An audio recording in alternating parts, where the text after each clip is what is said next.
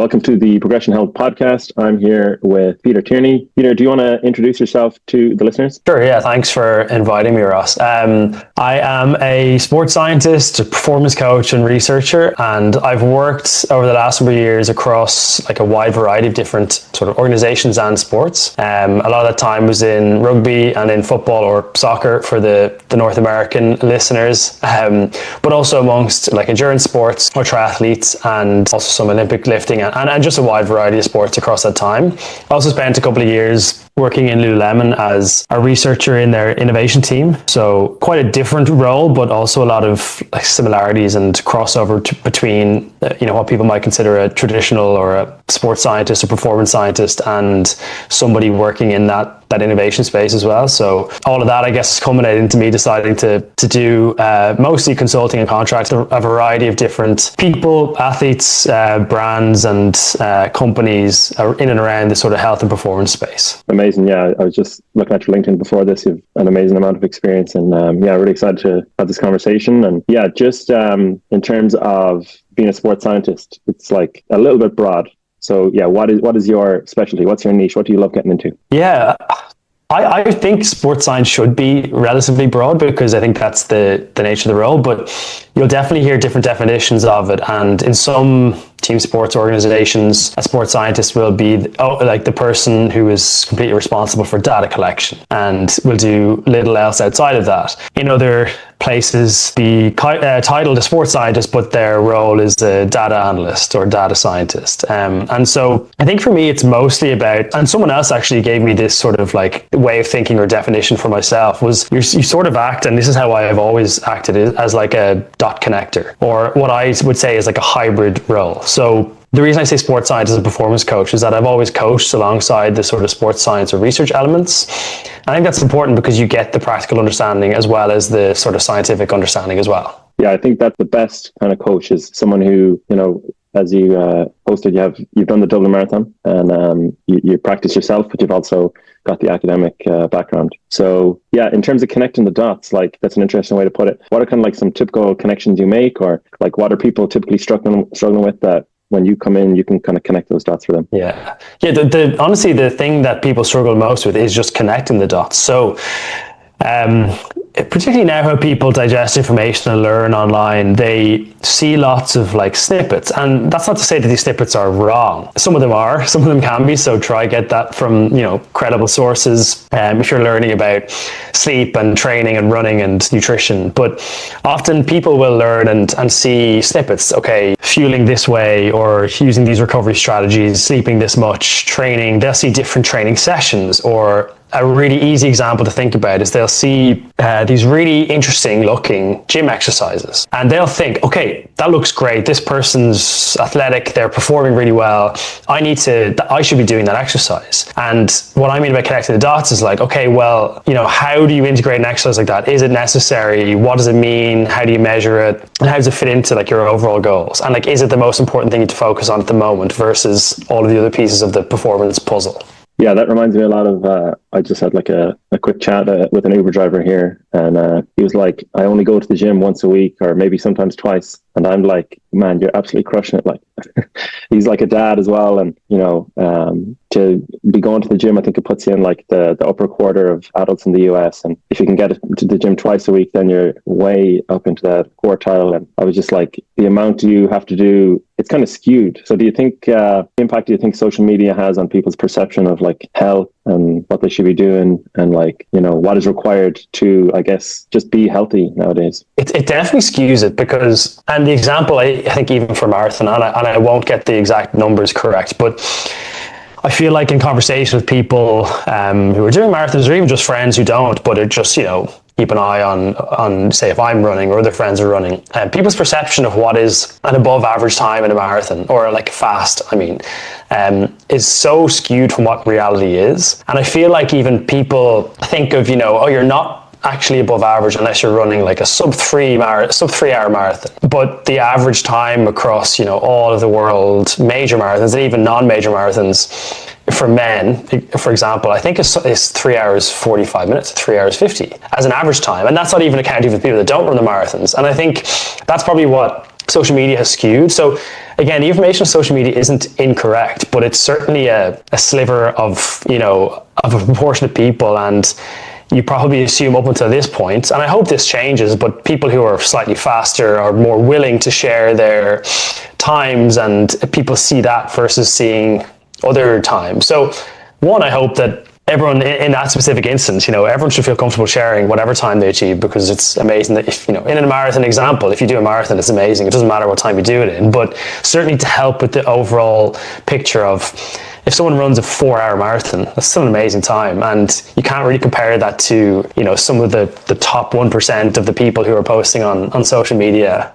So that is definitely an example. It's a challenge because, I'll get questions and I get things sent to me on social media, and I'm saying like, you don't have to worry about this. Like that's get the rest of everything else sorted first, and, a fraction of what you should be focusing on. Yeah, it's crazy. It's like, I'd say to do maybe even like a half, for example, is probably where you're like above average. Just if you were to draw a line through the population, or maybe even like a 5K, but to do a marathon is like, it's 26 miles. It's like 4 hours, 3 hours of running. It's a lot. And yeah, going back to that question people ask you, is there any kind of typical questions that people are just DMing you, like, or, emailing you about like, hey, like this is what I'm struggling with, and there's commonalities there? Yeah, I do get quite a bit around, like wearables definitely come up a lot around like a lot of the data. And one of the situations that always comes up is that the data doesn't reflect how that person feels, and is the data wrong, or what's happening. And that's a situation that I've had to navigate with quite a few people. Another one, I guess somewhat linked to that, is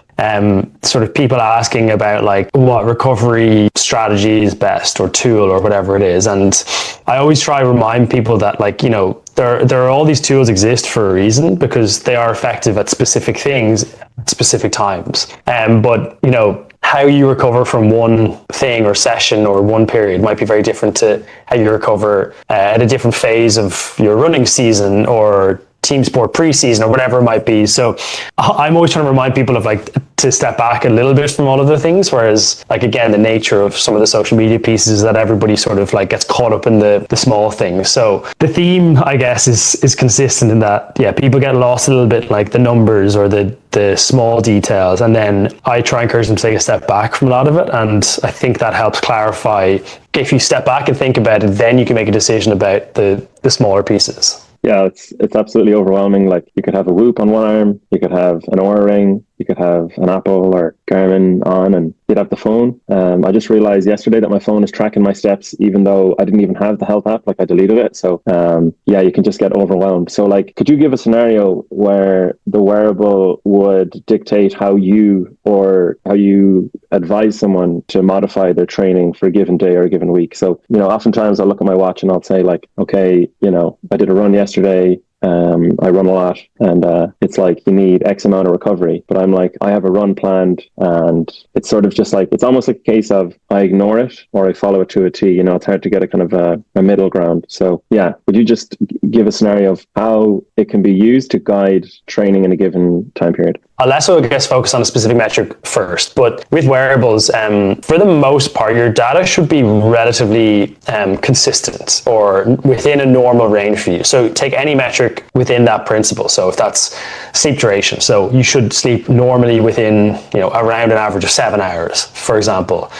And use resting heart rate in that example. So if your average resting heart rate is 50 or 60 beats per minute, it should be plus or minus that for the most part, HRV, etc. And one of the guiding principles that I recommend to people is that if you start to see big changes in any of those data points, and also obviously if the changes occur across multiple different metrics, that's a situation where I would definitely consider changing something, particularly if it's unexpected. So a situation where I wouldn't is if you do a hard day of exercise or training today. So if that's like a threshold session for a runner and a heavy gym sessions, or double day maybe, for example, like I would expect to see, because you've stressed your system in a way, I would expect to see slight changes in your maybe overnight physiology. So for example, your resting heart rate might increase a little bit, your heart rate variability might decrease a little bit. And those changes, if I see those tomorrow, are expected. And hopefully my plan is appropriate, that I have accounted for that. So tomorrow is an easier day, and I train accordingly. Now, if for example, I have done an easy day of exercise today, a light jog or whatever, basic strength session, I shouldn't see too much change in my physiology. But if I do see that tomorrow, that's maybe a sign to me that, okay, the session or the stress or strain on my system yesterday actually took a bit more out of me than I expected. And I'll give you an example, I guess, as well, just even today myself. So you probably hear in my voice, I'm not sick, but I'm in London in the UK. So if somebody gets sick, the whole city gets sick because everyone is just so tightly packed. It's like any big major city. It's impossible to avoid. And for the most part, because I consider, I eat a good diet and I'm relatively fit and healthy, I can fight off most of them. And this is where I think wearables can come into play to support people, because yesterday I had some very small symptoms around my throat, and then this morning and yesterday I had a slightly elevated temperature off of my wearable device. And that's not such a big change that I'm going to, do nothing today, but certainly I have reduced my training intensity yesterday and today because I don't want to dig a hole that gets me too deep that I become extremely sick. Whereas now I can function, I can work, I can still exercise a little bit. And so that's a situation, like even just a real life example where temperature, for example, as a metric is used alongside some of my sort of like awareness of very, very mild symptoms to help manage today and tomorrow without saying kind of like, do nothing today or completely ignore the wearable data. Well, actually there's good evidence there and good practice to make some small tweaks so that hopefully by tomorrow and over the weekend that I'm in a place where I'm kind of back to normal again. Yeah, it's like, I think being flexible is a key skill. And, you might have a hard day, an easy day. You could do a full rest day. You could do extra sleep. There's a lot of different things. Would you suggest someone, or do you do this yourself, where you have like a range of different approaches you might take based on a given day?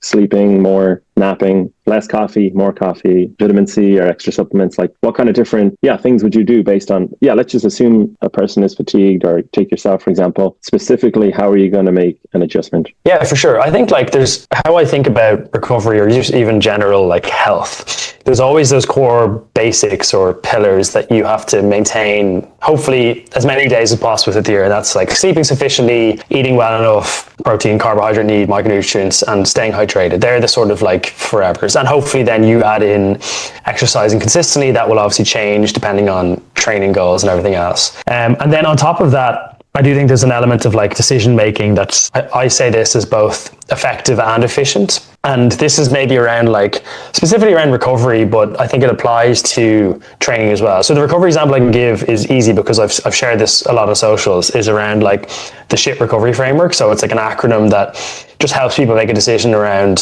what recovery strategy might be most effective and efficient for the symptoms that they're feeling. But the premise is you can apply to illness or training as well. And the SHIT stands for SHIT, stands for stiff, heavy, irritable, and tired. The principle that I have is that, a recovery strategy, if you feel tired, shouldn't be the same as if you feel stiff or heavy, because that doesn't make physiological sense. But it also just it's completely inefficient and potentially ineffective as well. And also the idea of this sort of decision-making framework is to put a little bit of ownership onto like the individual as an athlete. Instead of trying to squeeze every single recovery strategy possible into a session or a day, which takes time and also probably adds a little bit of load onto that person already. It's like, okay, well, pick the one or two that are most effective depending on the symptoms or the sensations that you're feeling in that moment. And so that's like one example of recovery. But for training in particular, again, same principle. I would say if I program for anybody, I will always give like a range of sets and or reps. And this goes for running, but it also goes for like strength and power work as well. And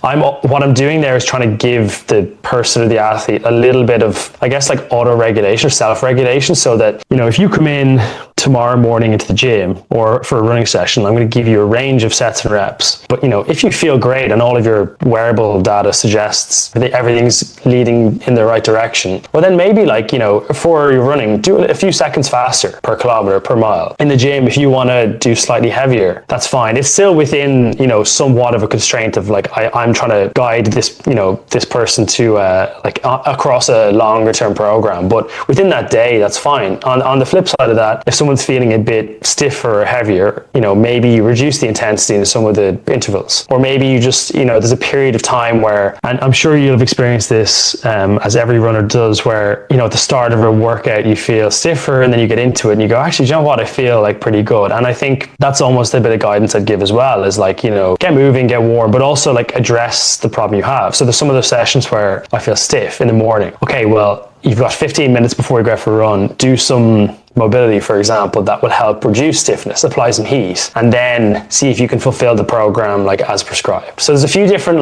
it's almost like putting the responsibility still on me as a coach or you as a coach, but you're trying to educate a person or an athlete so that they can make decisions and take ownership over what is best for them on that given day. Yeah, absolutely. Because a client is going to do what they want to do anyways, we can make the best recommendations, but so advocating for their own, ability to do that extra warm-up, things like that will have a huge impact. So just with the wearables, is there any kind of and actually heart rate variability as well, because that's, a big part of wearables, or I would hope that people have heart rate variability on whatever wearable they have. Yeah, what is heart rate variability? And then is it the most important predictor of recovery, like I have heard, or how do you look at how well someone is recovered? Let's say, for example, someone has a hard training session ahead and they want to know how hard to go. Do they go 9 out of 10? Do they go 8 out of 10? Do they keep it around a 6? Kind of recovery metrics are they looking at, if it's heart rate variability or something else? Yeah, heart rate variability is an important metric. I think, again, it can be slightly misinterpreted because of maybe social media or even just different marketing and stuff. So heart rate variability is like it's a measure of the time between successive heartbeats, and the evidence suggests that the larger that difference is, the more variance in that time, the system is more in like a parasympathetic state, so it's more relaxed or able to tolerate and handle stress. That's the sort of premise of the metric. Now, the difference between current wearables and most of the research that's happened before a lot of these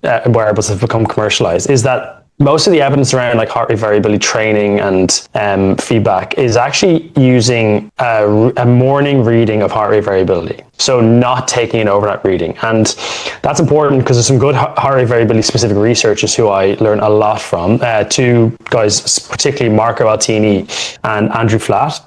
So I learned a lot from those guys, and they would definitely be the experts to go deep into this if you do want to speak to them, or if someone's listening and wants to follow and read a bit more on their work. But a lot of their work is showing that whilst the overnight readings and the morning readings can be related, they can also differ slightly. And sometimes the morning readings are a little bit more sensitive to make decisions around training based off of. So that's one caveat just to put into this. Now, I do still think the overnight readings are accurate and they still hold value 100%. So I don't want to diminish the value of those, but just to acknowledge that a big body of work is still happening, it has happened, is taking a heart rate variability reading in the morning. The other piece to acknowledge is that a lower or more normal and even a lower heart rate variability reading doesn't mean that you can't perform to a high level. And often what you'll see in the research is that you'll actually see heart rate variability suppressed the morning of a competition, and so a lower heart rate variability. Now, if you look at that on a typical wearable score,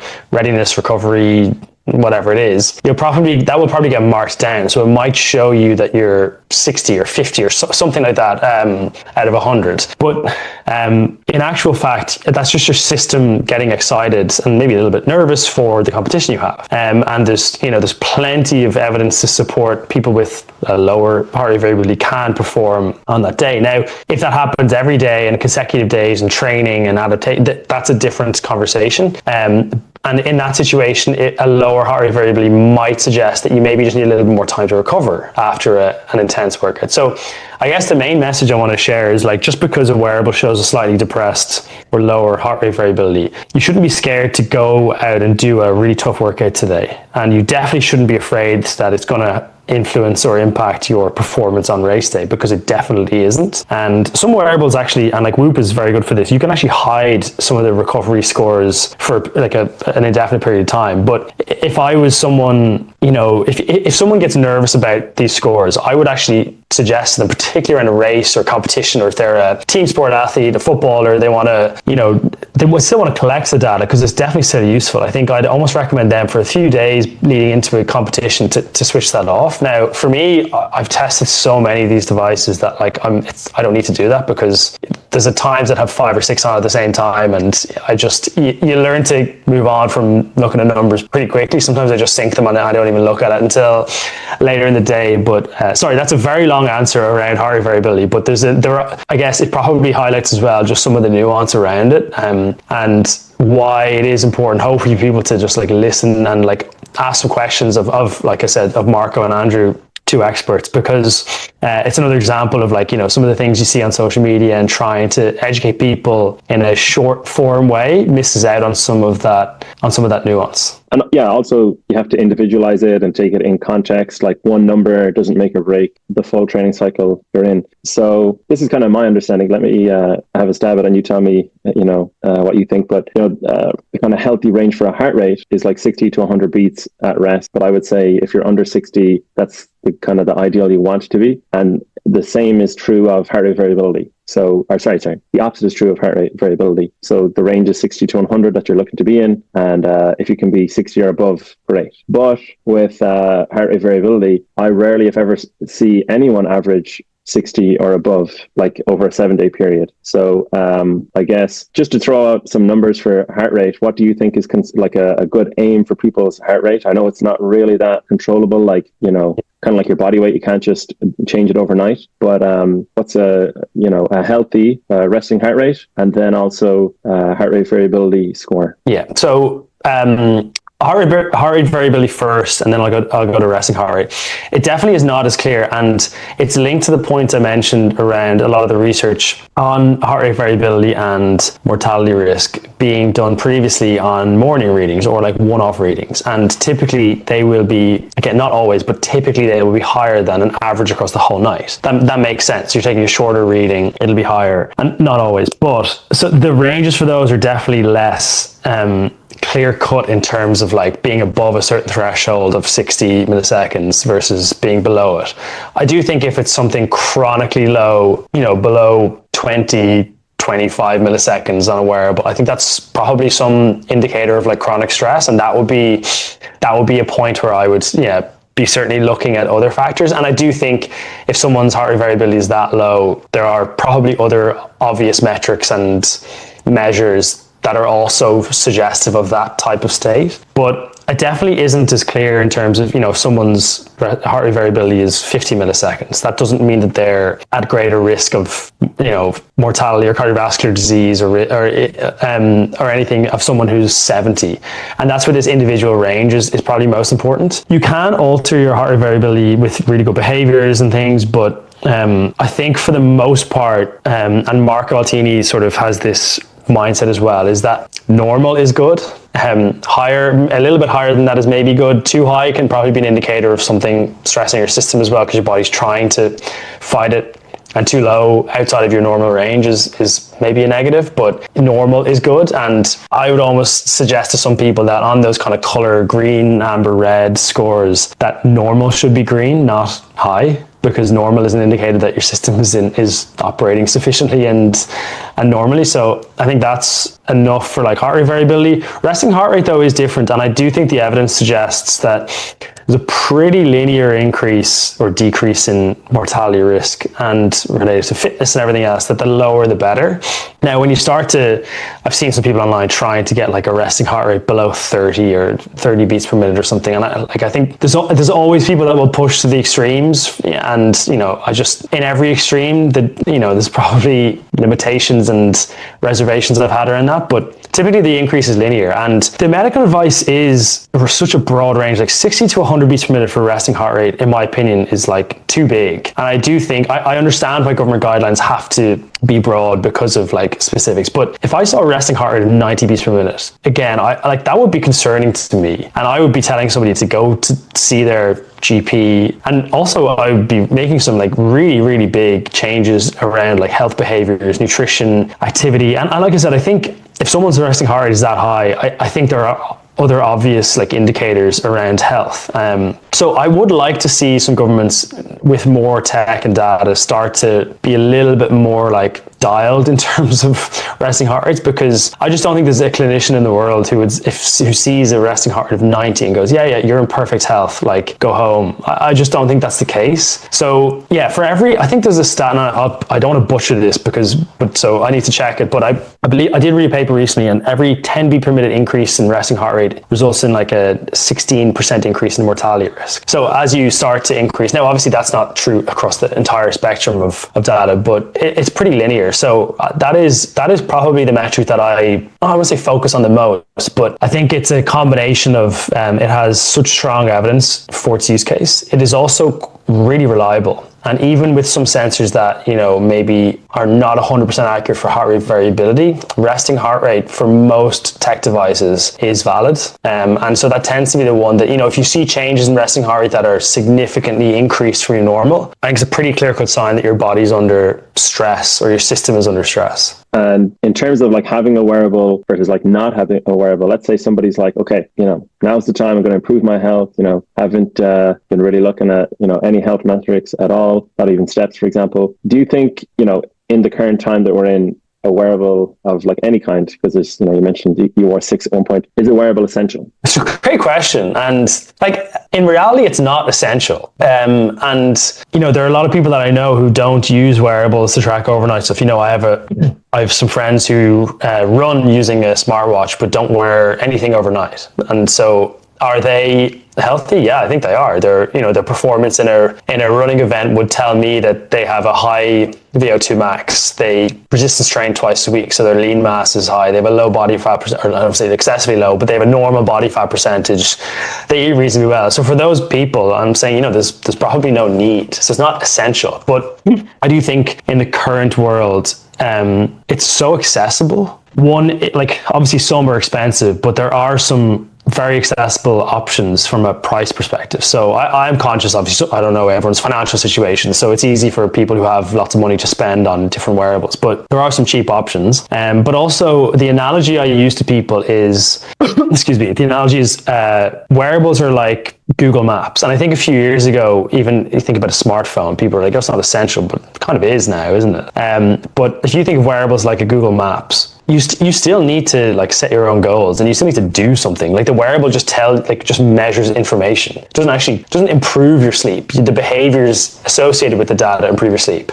The behaviors associated with seeing low activity improve your activity levels, not the actual wearable. But if I was going somewhere, traveling, driving, commuting, like getting public transport, I would usually search the route in Google Maps or City Map or Apple Maps, whatever it is you use. And even if I know the route really well, even if it's a commute that I do every week, because how am I supposed to know what if there's traffic, or there's works on the underground, or there's been an accident somewhere on the road if I'm cycling, or they've closed something for works. And only using technology will help me identify the most efficient route to where I want to go to. And so the technology is the same thing. It's, you still need to decide where you want to go. You still have to do like the commute or the action or the journey there, but the data can help navigate the most efficient path there. And so the example being, maybe I don't have symptoms. This happened to me during COVID. My wearable data flagged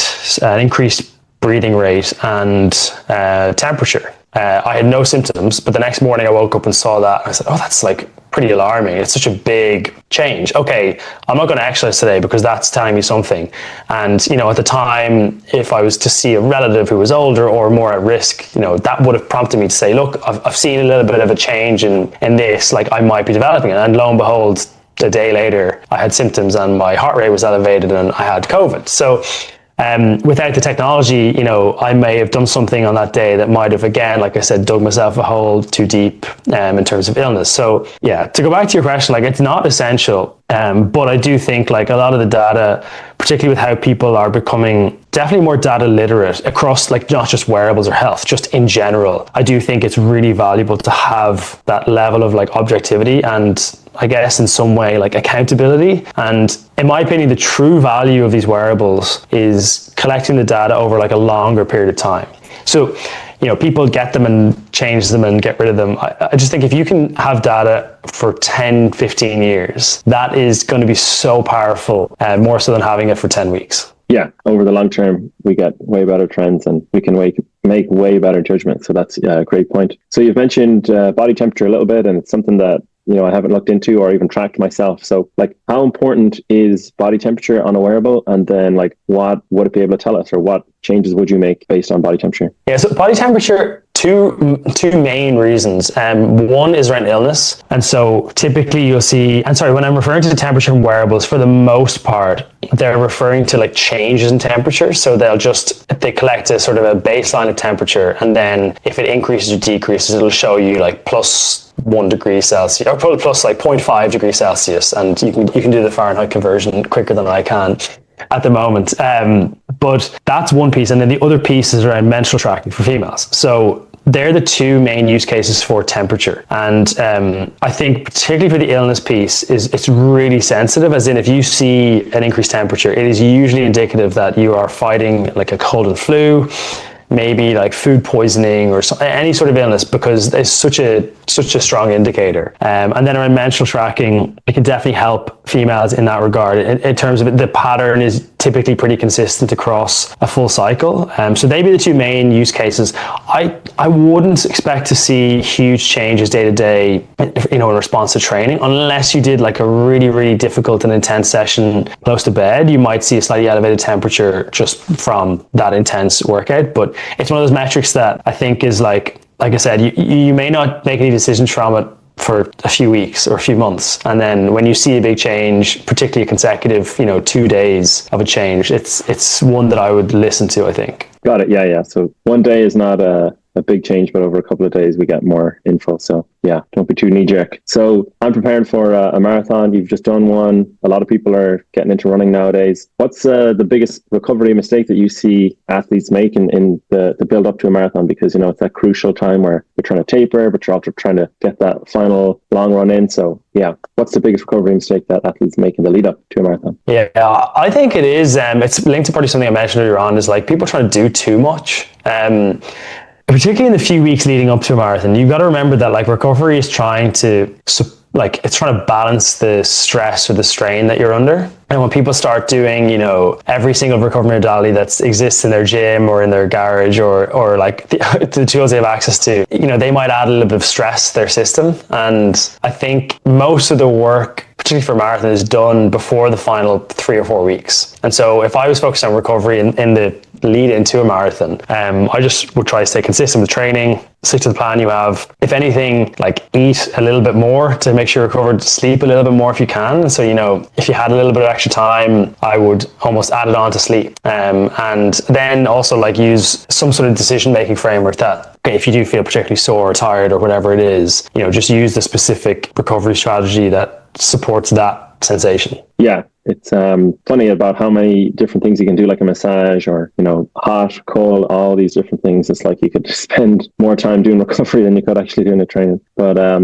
with my build, I find in the last couple of weeks, I know that it's meant to feel uncomfortable and I'm just meant to feel like shit, basically. And I'm prepared for that. But also, it's like, how would somebody know preparing for a marathon that they've gone overboard, they're pushing too hard? What's a way to gauge that? Yeah, I think this is quite individual. So one thing I'll say to people is, if it's your first or second marathon, you're going to learn a few things about yourself and what works for like you as an individual. And even as a coach, you can base what you're prescribing based off of like the knowledge we have from the science, from elite runners, from other coaches, from other people you've coached. But at the end of the day, there's always going to be some specifics that are, oh yeah, Ross, you like this type of taper versus somebody else, or depending on your mileage. If your mileage isn't too high, you maybe don't have too much mileage to actually taper. So it's different for elite runners. Going from 200 kilometers to 120 kilometers is a massive drop, but if you're running 30 kilometers a week, you don't have much volume to actually taper. So it's always going to be individual. But I think if you start to see like big changes in things, like big changes in body weight or excessive fatigue, like accumulative fatigue. Like I think everyone will appreciate you're usually reasonably consistently tired across a marathon training block, particularly in those like peak weeks, and as you said, kind of coming towards the tail end of the block. So that could, like, some of those things, I would listen to a combination of your sensation but also your wearable data. And this is a situation where I think some of the data from technology can be supportive, because you might feel tired, which is probably just expected at the phase of your program that you're in. And I think almost you can maybe even talk yourself out of doing, your prescribed run for today. But I think some of the wearable data, if it supports it, if your heart rate is normal, your heart rate variability is normal, you've slept 7-8 hours, your temperatures, and all of those factors are normal, I think you've got to take some confidence to go, do you know what? Like, I feel a little bit tired, but like my system is obviously responding well to my program and the stimulus. So I've just got to stick with the program. And that's a case where I think, you can use those. People say like, you shouldn't rely on it, but I do think it's useful in that type of situation. I think if you're experiencing, big swings in physiology and sleep and energy and mood, something like a circuit breaker type of situation can be useful. So if you're, how many weeks out are you from your marathon at the moment? You're putting me on the spot now. 2.5. What is it? 2.5. Okay, so maybe it's close enough. But if you were, excessively tired tomorrow, you're sleeping terribly, I would almost say like a little circuit breaker of like even a day and a half of like just full rest can often be enough to sort of like rebound somebody back into feeling a little bit better and stuff. So that can be one like strategy. Obviously, like I said, depends on the person, but that can be something that you can do if you see those, basically if you see massive swings and changes in all of those things: mood, energy, soreness, sleep, physiology, and particularly if they're unexpected. Yeah, the big shifts are kind of scary, and the small needle movers, like yesterday my heart rate went from it increased 3 beats yesterday morning, and I was like, oh, here we go now, something's coming on, and then it's back to normal today. So yeah, you gotta think, to your point, look over the long term. So a marathon's very difficult, and maybe people are hopefully preparing for other events outside of a marathon, but with the marathon in mind, what's one meaningful like race day habit that people could prepare in advance? So like,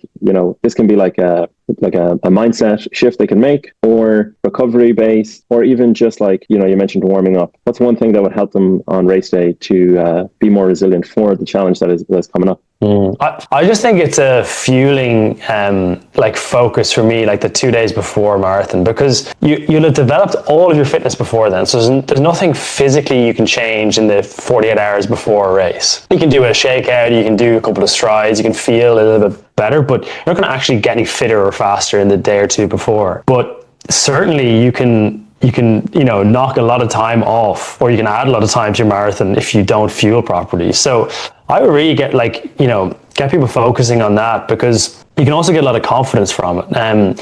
Knowing that you fueled, according to the latest recommendations from science and runners, I think it gives you a lot of confidence waking up in the morning going, I've done all my training, I've fueled really well, I'm just kind of ready to go. There's nothing really else you can do. So that'll probably be the thing that I'd focus on, just as like the biggest driver in that, right before marathon, is just get your fuel 100% right the 2 days before. With a carb load, what recommendations can you give for people? And even if they should carb load, I've actually heard someone say, "Oh, it's been debunked." Mm-hmm. I'd probably argue that. So I would say definitely carb load, based on all of the evidence that I've seen. I would say like a 2-day carb load is probably like the best. And historically, like, people talk about carb loading for the whole week. I don't think that's necessary. I think a lot of the research has like moved away from that.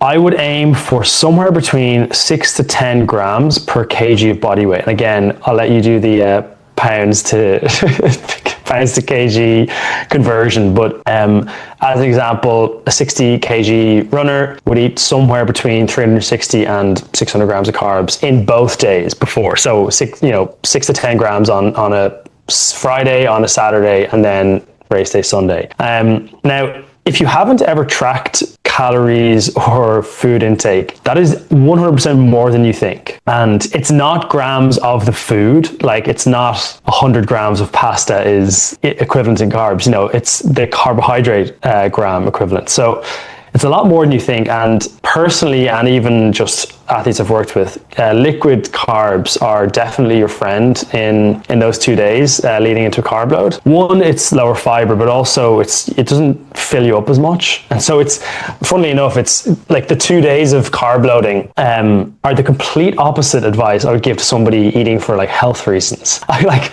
the advice is, eat excessive amount of carbs, high sugar, low fiber, low protein, like no vegetables. And so it's honestly the complete opposite. But in the context of preparing for a marathon, I think that's the general advice is somewhere between 6 to 10 grams of carbs per kilogram of body weight. Yeah, it's always like mentally like jarring to try and do a bit of a carb load. One thing I do wonder is to your point about liquid carbs. So liquid carbs higher in sugar and that faster digesting carb. Is there any downside to having a lot of that? Because let's say it's a Friday race on a Sunday, it's sugar that's going to be fast absorbed into the bloodstream versus having, a slower digesting carb, for example. Is there a downside to having that fast digesting sugar? I think I wouldn't only eat or drink those sort of like juices or sugary drinks, but there's no downside, because I think in the context, particularly, people will say like, oh, it's not healthy. I think in the context of like someone preparing for a marathon, you have to remember that like this type of like carb loading, one, it's balanced with an equivalent, output or like energy expenditure. So, someone training for a marathon is training a lot. And so their carbohydrate requirement goes up. And so I think, and also it's 2 days out of, a whole year, maybe 4 days if you do 2 marathons a year. And so in the grand scheme of things, like I don't think anyone has to be fearful of that. But certainly I'd be looking for like a bit of a mix of carbohydrate types for sure in those 2 days. But if you can combine drinking some juices and carbohydrate with eating, I think that's kind of like the main principle to focus on versus getting too worried about, because it's just hard to achieve the same level of carb intake if you don't use liquids, in my experience. Yeah, I guess it's sort of maybe an 80-20 rule where you're doing 80% slow digesting, 20% faster digesting, just to make the last 20% of it easier. So yeah, it depends as well, because some of the slow digesting carbon sources have higher fiber, and that's typically something that I'm trying to cut out as well. So there are some other like things to think about as well. I like in those 2 days I try to eat as little fiber as possible, and so that's tough obviously, because a lot of other slow digesting carb sources do have fiber in them. Great. Yeah. I'm glad you mentioned that point. So yeah, my plan is like Gatorade, rice, and other bits. What's your recommendation for a carb load, if you have any just kind of go-to foods? I find, well, it depends if you're like traveling as well. I find like rice pudding is amazing, and it's really easy to get in like any store. It's pretty cheap, like the little pots, and I find it goes down like really easy. Like I can eat, I think the day before, or in the 2 days, I probably ate like 8 to 10 little tubs of rice pudding. But also I traveled like for it, so I don't have like my own kitchen and store, so I have to go somewhere to like stock up on something. So that I tend to go with some juice, and then some of the carb drinks that people are using during events you can use sort of the day or two before as well. I personally wouldn't like use gels, because I just think you get sick of eating them. I'd save them for the race. Like I had 2 gels before the marathon, just the morning of, because we had to go in so early before the event, and that's a nice way to top up like fast digesting carbs.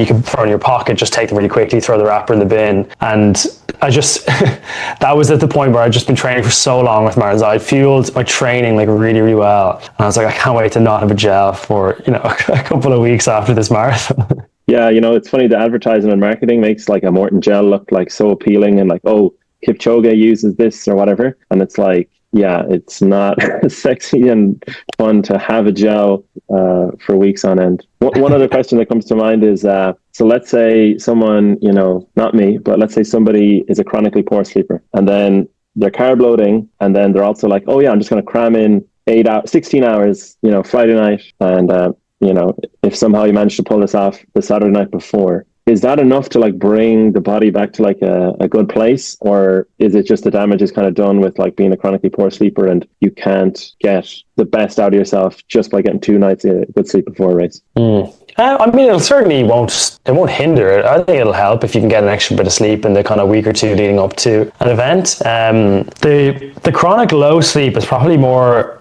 affecting your adaptation to your training versus like the race day performance, because I'd imagine somebody's going to take a little bit of caffeine, really well fueled. They're the things you can control. So more so my concern for that type of person or that persona would be, they're probably just not getting as the most out of their training, because the sleep will support the adaptation. Athletes can perform exceptionally well on one night of low sleep before a marathon, and this will happen to a lot of people. You have to get up so early. People do travel in for these events, and you might only have 5 hours versus 8 normally, and that's fine. And I've seen ultra runners win races at crazy times on 4 hours of sleep. That's just what it is. You see this happen in NBA. Elite players travel, they play 2 games 2 days in a row, and they travel from one place to the other. They're poor sleep. The game is, late at night or in the evening, and then, they're probably not getting to sleep until 2, 3 a.m. They're still able to perform at a high level. So it's the adaptation, the recovery process more so that I'd be concerned about. But if anybody does want to guarantee a little bit more sleep before marathon, Dublin is a great one because it's the weekend of the clocks. So getting the Friday, Saturday, 8 hours. And then you were just saying about Dublin Marathon. Clocks. Yeah. I actually had we ran the same day, because I had a half marathon the same day, and same thing happened. And I was like, oh, this is great. Yeah. So for Dublin, that's a great one because you guarantee the extra hour of sleep. And I ended up sleeping, a little bit more than I would typically. Didn't have to feel like I was rushing to get up in the morning because I had the extra hours. So if anybody does want that, I don't know if there's any other marathons on the exact same weekend as that, or the exact same weekend as clocks going back, but that's a little hack if anybody wants a little boost. And the inverse is also true as well. If there's any race the day the clocks go forward, you're going to lose an hour. So that's probably a harder one as well. Yeah, definitely. Yeah. So, Peter, something I tell myself is that elite athletes are elite sleepers as well. You've worked with Leinster, Chelsea, a bunch of different pros. How true is that? How true is it that elite athletes are also elite at sleeping and also recovery? I don't know if it's as blanket true as you think. Definitely they will be consistent with sleep, and a lot of them, just because they're physically tired, will be able to sleep. But it doesn't mean that they're the most consistent people. I actually shared this a while ago on socials, and I'll have to share it and post it again, but I shared data from 4 different people. I think all from Oura Ring, and it was total sleep time. And it was 2 males, 2 females, and 2 of the athletes, there's 2 people who were professional athletes and 2 were sort of general population, everyday athlete. And I asked people to guess which people were the professional athletes. And they guessed the 2 people that were general population.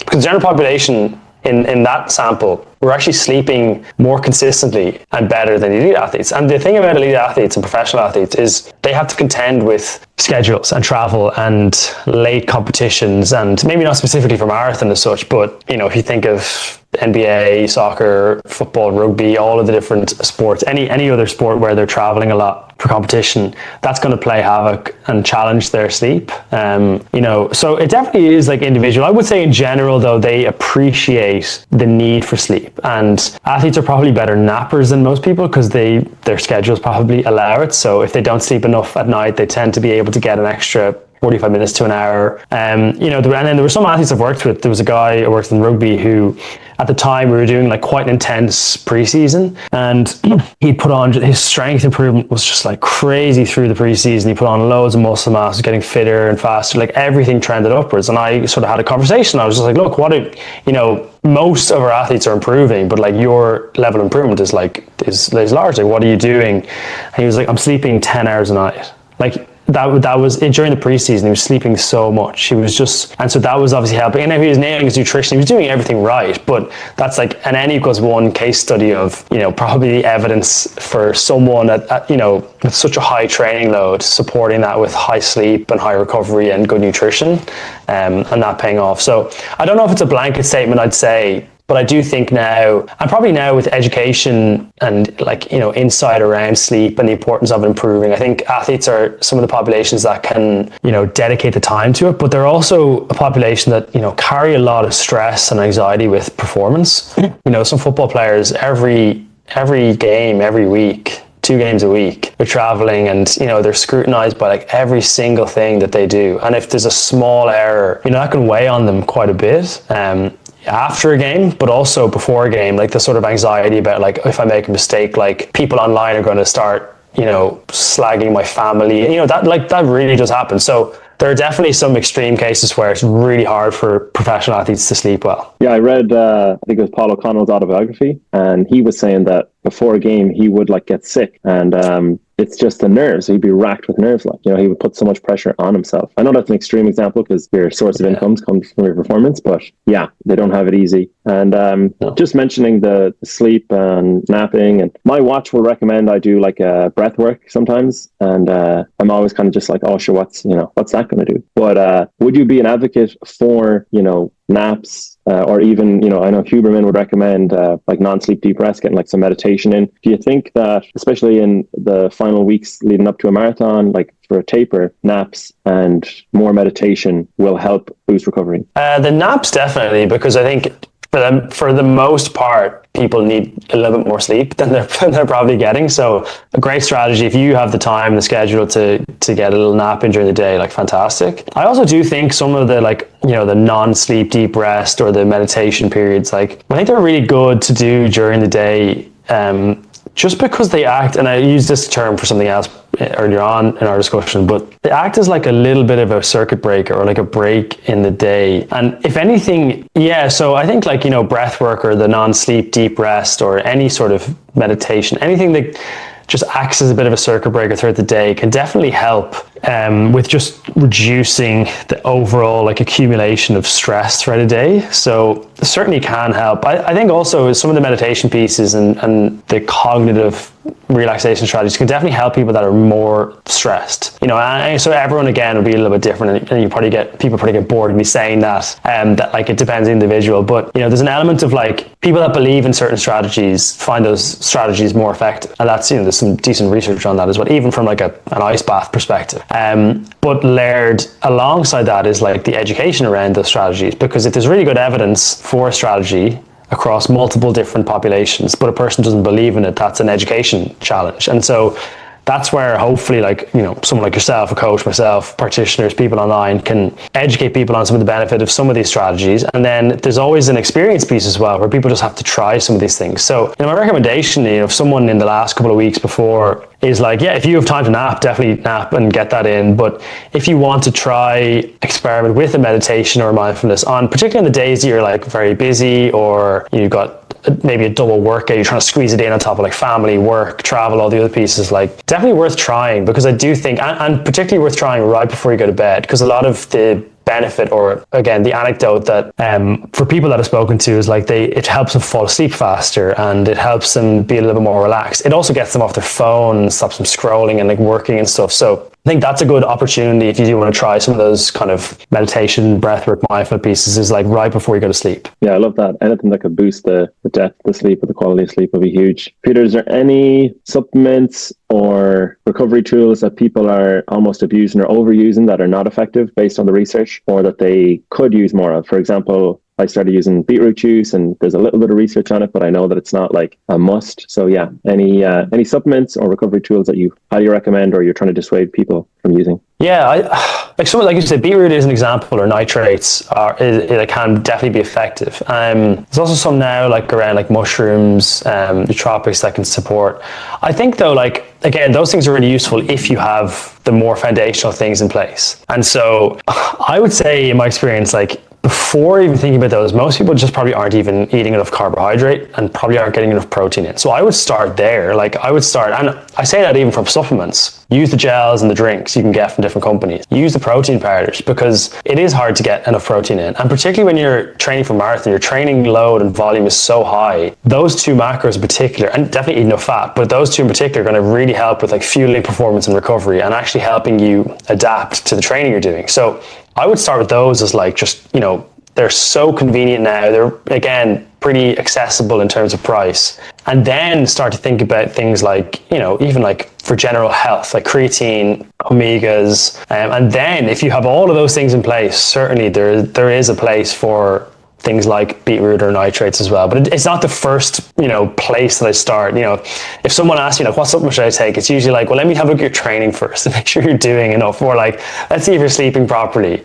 And I guess the same principle for the recovery strategies. Like, all these tools can be really effective if you are sleeping enough. And, if you need to address a specific problem that they support, I think it's like really good. And like, if you think of things like heat or like even pneumatic compression, Normatec, I think they're a really good tool. And it's something that I've prescribed to a lot of people and athletes who have access to them. But if you're doing the Normatec, but it's instead of sleeping an extra hour, or you're staying up later to do it, I don't know if that's like the best thing.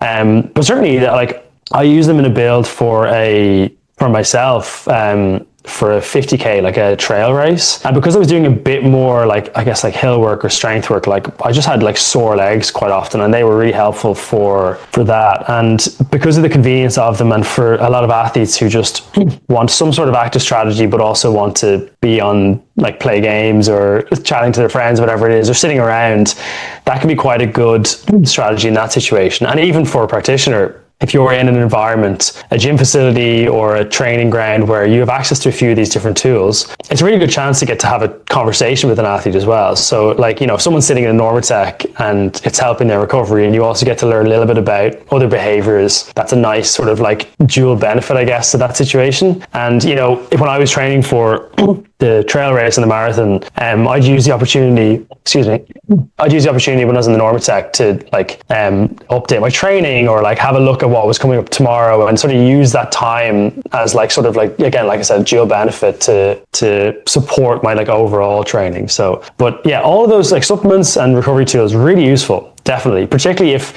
you're someone who has symptoms in certain things, but not at the expense of the sort of foundational behaviors. Peter, the first thought that comes to mind is you'd make a bad snake oil salesman.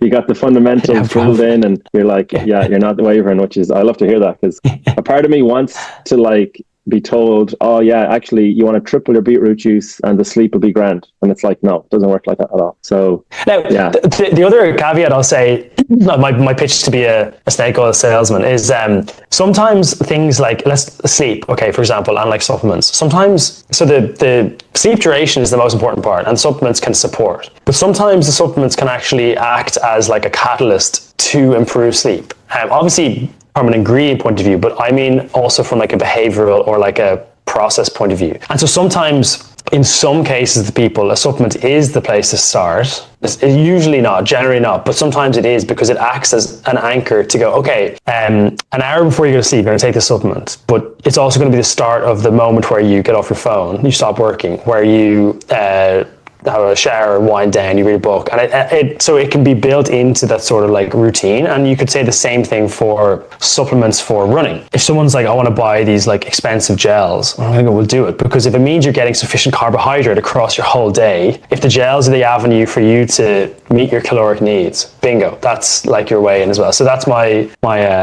salesman pitch.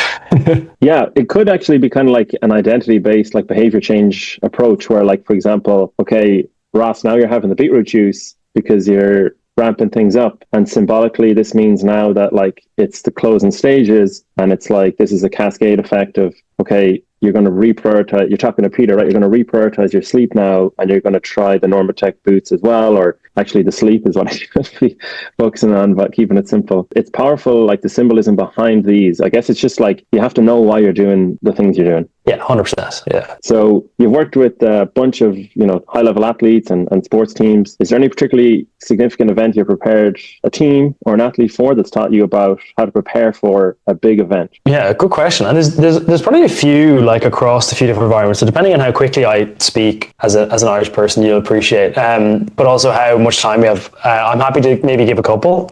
Sure. I think like if I think of one in rugby, when you're preparing for like, European Cup or that type of competition, one of the things I noticed, and it was really hard to like quantify, but there was definitely like an energy shift in the building or in the facility, where at Leinster where I was working, there was always this like elevation of like focus and energy and mood and determination. And these are all words I'm using that I haven't measured, but around those like those cup games. And the weeks always carried this like, it was like almost a level of anxiety and even a little bit of like tension, because we knew the importance of those games. So I think like in preparing for those competitions, you've got to like acknowledge that there are some things that you just can't measure. or are very, very difficult to measure in the lead ups to sort of key events. And I think the learning from that is across any sport, even for a marathon, for example, there will definitely be a level of anxiety or tension or even maybe energy that a lot of people feel in the week leading up to it, because, you know, that's what you've been training for a long time. And it's sort of like acknowledging it and being okay with, okay, yeah, like, you know, I'm probably going to feel a bit different this week. There's nothing wrong with that. That probably means I'm just excited for the event that's coming. So that's like one. I think the other examples are probably around like some of the time spent in international football, where, you know, you're going away to competition, you're playing 3 games in 8 days, and the turnaround. So you play a game, you've got the day after, which is a combination of like a recovery day and a training day for some of the players that didn't play, and then you've got the next day is a training day, and then you play the following day. And so that's so dense in terms of fixtures that that's a real big challenge in terms of like preparing athletes for, but also coaches, because coaches just want to train all the time because they need to get like tactical information across. And then, you know, there's a conversation of the balance of trying to reduce physical load and stress on a player to recover so they're ready for the next game, but also making sure that they're, you know, sufficiently prepared. So that's a challenge, and that's an ongoing challenge in most sports now, where, you know, the intensity of competition is increasing, the density of fixtures is increasing. Like I saw the stat, I love basketball, and I saw the Warriors at the start of this NBA season, have had, you know, I think it's like 17 games in 29 or 28 days across like 13 different, you know, whatever. And their head coach, Steve Kerr, had said, you know, it's one of the most intense schedules he's ever been a part of in NBA in all of his years in the competition. So, you know, that's happening across multiple sports. So I think that's an event in itself to prepare for, is just the competition. And then the other one that probably springs to mind is like in Lululemon, I was part of the company, we had such a huge amount of people involved in this, but the event that we put on called Further, and Further was a 6-day ultramarathon event that we put on for 10 female runners. And there was just so much to consider for like preparing for that event for the ambassadors. Now, this was also for everybody involved in the event and the company and all the things around it, the research supporting it from externals. But there's just so much into it. And when you do an event like that, that's you build towards, you know, for 2 years, you really see all of the things you have to consider and all of the voices that it takes and the people that it takes to actually have a successful event, because everyone will look at it from like a different perspective. And you need to be, you know, as a performance coach or a designer or whatever position you hold, or a physio or anything, depending on the context, you just need to be able to get your point across, because if you're too afraid to say something like that, then, you know, something might miss across the whole event. So that's definitely one that was just so unique for me and for us, I think, as a company to put on. And for the athletes to train for that. Yeah, there's just, I think across all of those things though, the main thing I take from it is like how holistic performance is, that it's not just about like one thing. It's not just about like nutrition. It's not just about like training. There are psychological components. There's all of the other things that go into like getting to a marathon day, or, you know, preparing for a football or a soccer match. And people handle things very differently as well. So speaking to a friend of yours, they might feel completely different to you in the lead up to a marathon, and that's fine. That doesn't mean that you've done something wrong. You've just got to acknowledge that their situation is maybe different to yours. But I think you can sort of, if you anchor yourself across like maintaining some sort of routine and good energy and good moods in those periods of like really high stress, that tends to help people get through a lot of that sort of like, changing perspectives. But yeah, I just think the holistic nature of all of those things definitely gives a lot of perspective around how much it takes to go into like any sort of performance. Yeah, that reminds me of, I'll wrap up after this, but it reminds me of a friend who was doing a half marathon, and the longest long run they'd done was 5 miles. Because I knew he would be all right to do it, you know, that came across in our conversation the night before, but he was calling me to basically pull out. And I was like, yeah, you know, when you finish, you're going to feel amazing. Like the accomplishment you get is like nothing else. And then I kind of tricked him, or got him to believe that he could do it. And he said afterwards, he was like, I was out, but Ross thought I could do it. So then I was like, well, maybe I can do it. And then he did it, and it worked out. And people forget that you can walk. like they think they have to run the whole thing. So that kind of social support, or like just a coach even, is huge. But Peter, we have to wrap up. That was great, and I really appreciate your time. Do you want to just let people know any final points, or about where they can hear more about all the great work you do? Yeah, I don't have any final points. I think there's always loads to unpick. So like probably chat for hours and all of this, and you can go in so many different directions around running specifically for marathon, but like any distance or any sort of like performance event. There's so much like carryover to health and fitness and everything. So we could probably chat for hours, like we were even saying just before you jumped on. You can go on so many different tangents and it still be relevant and hopefully useful and interesting for people to listen to and hopefully learn a few things from.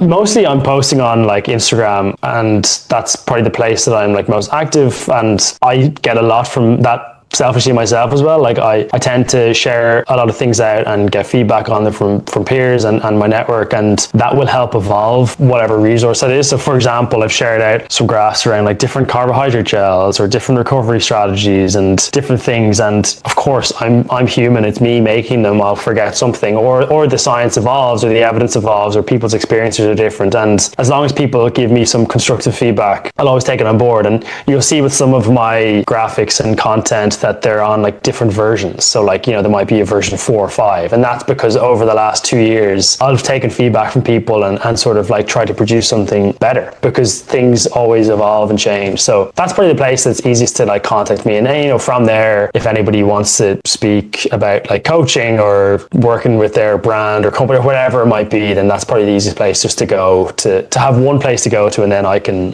help direct them from there. Yeah, I can't recommend Peter's content enough. It's really easy to understand and some really high quality science on there. So check out his Instagram, and I'll attach that in the show link. Thanks very much, Peter. Awesome. Thanks, Ross, for having me and for the conversation.